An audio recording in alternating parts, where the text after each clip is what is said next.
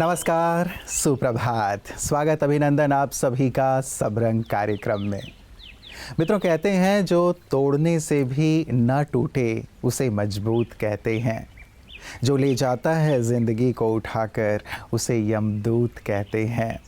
और जो बदल सकता है इस संसार को, इस समाज को, उसे यूथ कहते हैं।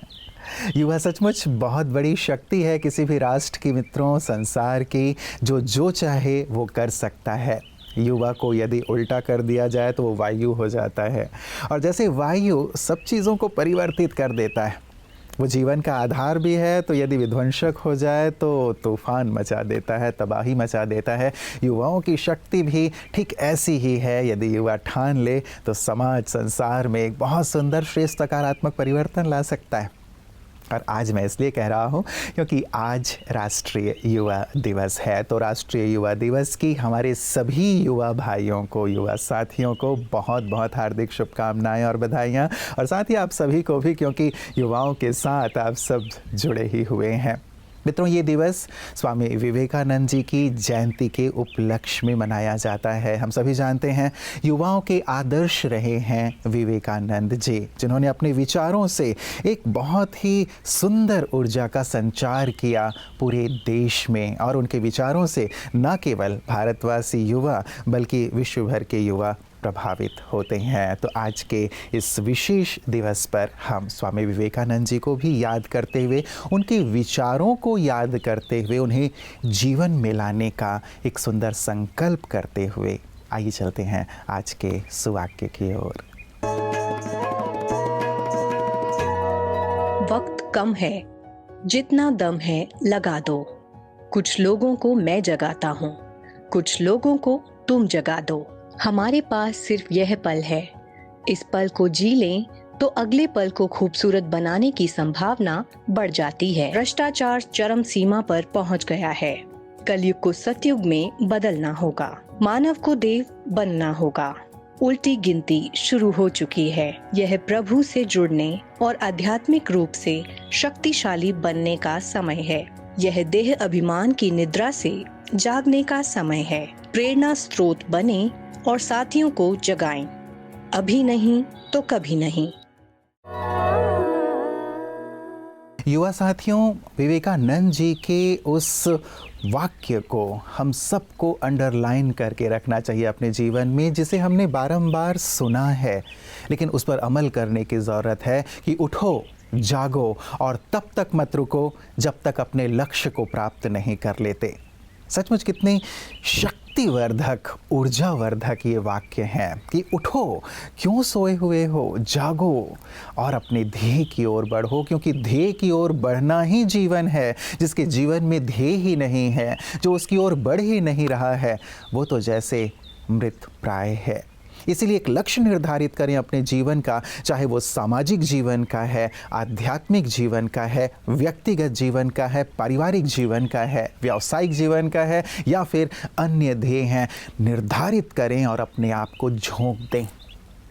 तब तक मत रुकें जब तक उसे प्राप्त नहीं कर लेते। सचमुच यही एक सुंदर सूत्र है जिसके आधार पर सफलता हमारे कदम चूमती है। तो मित्रों, आज पुनः अपने लक्ष्य को रिवाइज ज़रूर कीजिएगा और ये चेक कीजिएगा कि क्या मैं वैसी ही तत्परता, वैसे ही उमंग और उत्साह से उसकी ओर बढ़ रहा हूँ।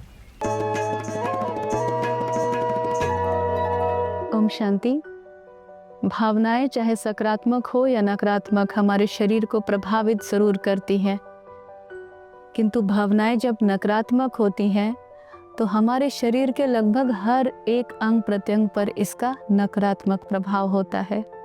क्या आपको पता है कि यदि बहुत लंबे समय तक हम किसी बात को, किसी दर्द को, किसी के प्रति नफरत को पकड़े रहते हैं, उन्हें क्षमा नहीं करते हैं, तो क्रॉनिक लो बैकएक हो सकता है। जी हाँ, आपको कमर का दर्द हो सकता है। आपने ध्यान दिया है कि यदि आप तनाव में होते हैं तो आपका कंधा टाइट होता है, शोल्डर्स टाइटन होते हैं, तो वो क्यों होता है? यही तो संकेत है कि भावनाएं हमारे शरीर को भी प्रभावित करती हैं।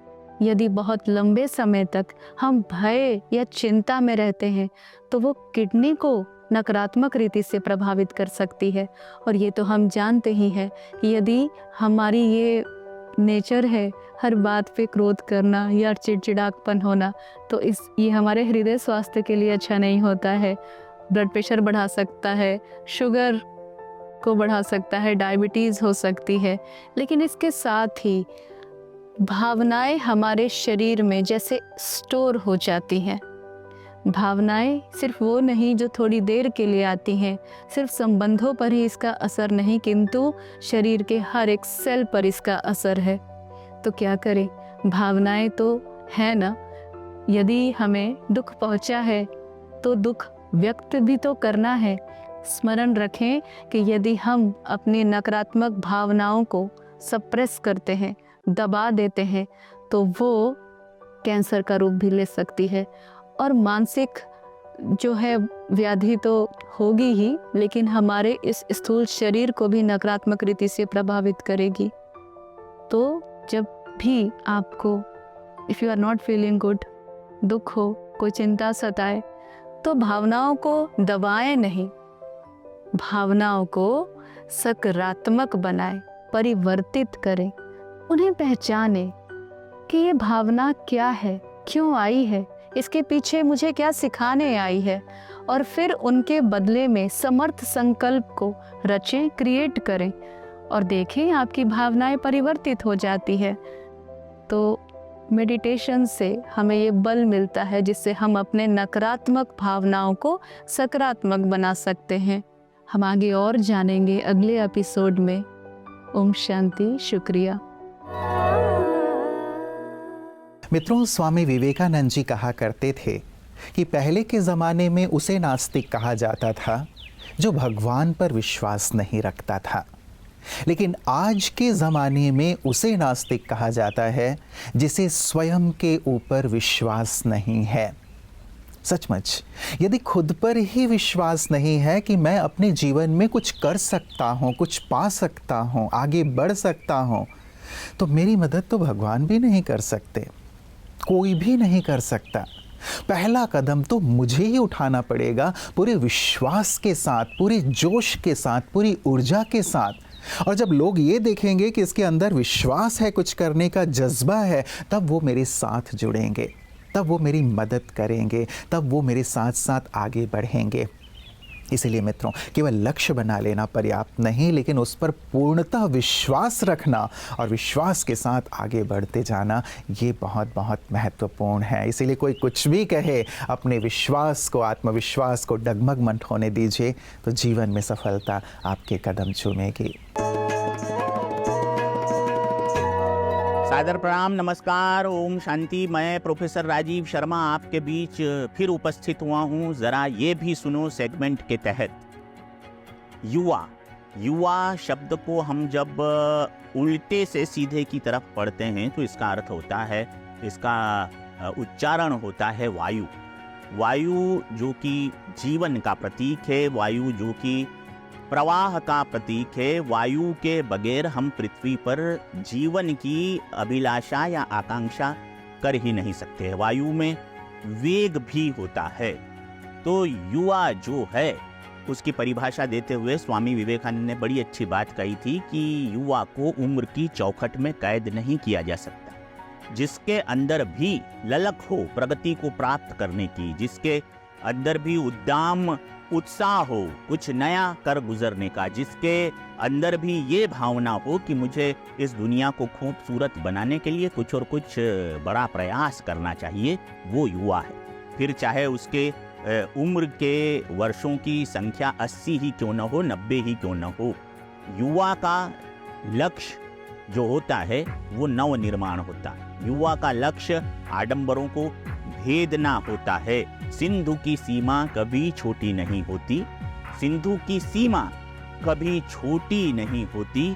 पढ़ाई का लक्ष्य केवल डिग्री नहीं होती, कल जो दुनिया की बागडोर संभालेंगे उन युवाओं का लक्ष्य केवल रोटी नहीं होती।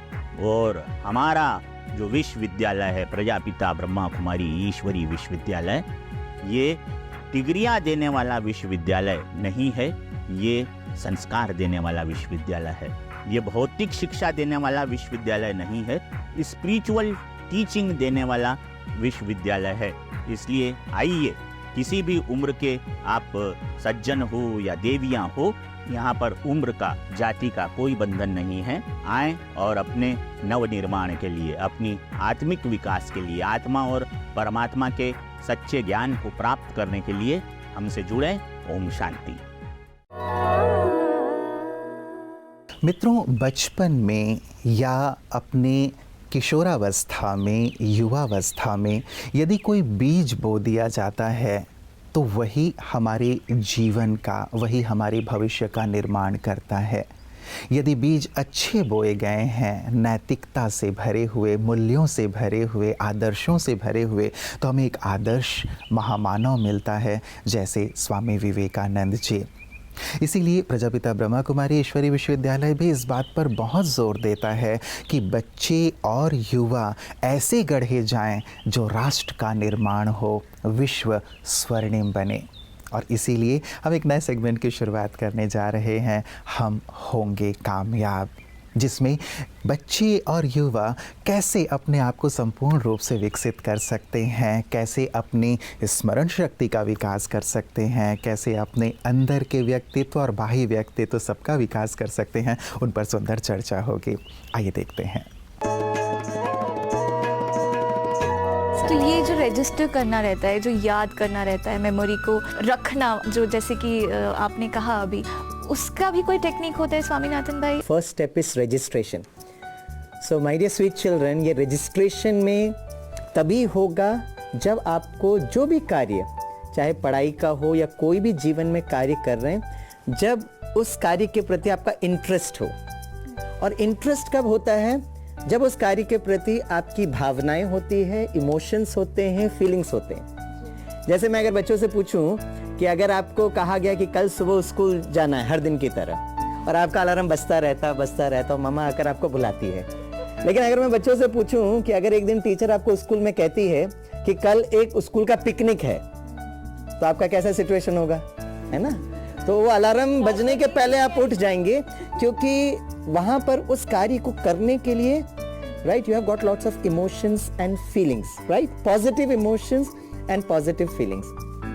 तो पढ़ाई हम जो पढ़ रहे हैं उसमें भी अगर आप यही इमोशंस और यही फीलिंग्स अगर आप जनरेट कर सकते हो तो ज़्यादा समय रजिस्टर होगा, जिसको एजुकेशनिस्ट के भाषा में कहते हैं IQ से ज़्यादा इंपॉर्टेंट EQ है।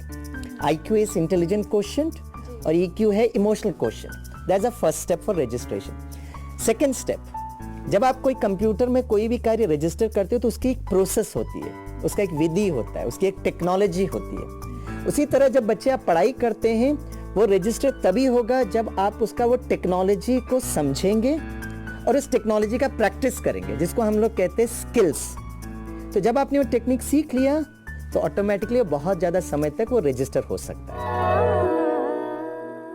मित्रों, आज स्वामी विवेकानंद जी की जयंती पर हम जगह जगह विविध प्रोग्राम करेंगे, हमें करना भी है, लेकिन लक्ष्य ये रखें कि उन्होंने जिस जीवन को जिया उस जीवन को हम भी अपनाएं, उनके मूल्यों को, उनकी विशेषताओं को अपने जीवन में लाएं, उनकी शिक्षाओं को आचरण में लाएं। एक बहुत गहरी सी बात कही थी मित्रों, इस पर मैं आज छोड़े जा रहा हूँ आप सभी युवा साथियों को। उन्होंने कहा था, यदि मेरे जैसे मुझे 100 ब्रह्मचारी युवक मिल जाएं तो मैं देश की तस्वीर बदल दूंगा। विचार करें, आज हम करोड़ों में हैं, देश की आधी से ज़्यादा आबादी युवाओं की है। इतने युवाओं के होते हुए क्या देश की तस्वीर नहीं बनाई जा सकती, बदली नहीं जा सकती? हम विकसित राष्ट्र नहीं बना सकते, अपने देश को आध्यात्मिक गुरु नहीं बना सकते? अवश्य बना सकते हैं। आवश्यकता उस एक अल्फाज में है, मेरे जैसे ब्रह्मचारी युवक। विचार कीजिएगा। नमस्कार, ओम शांति।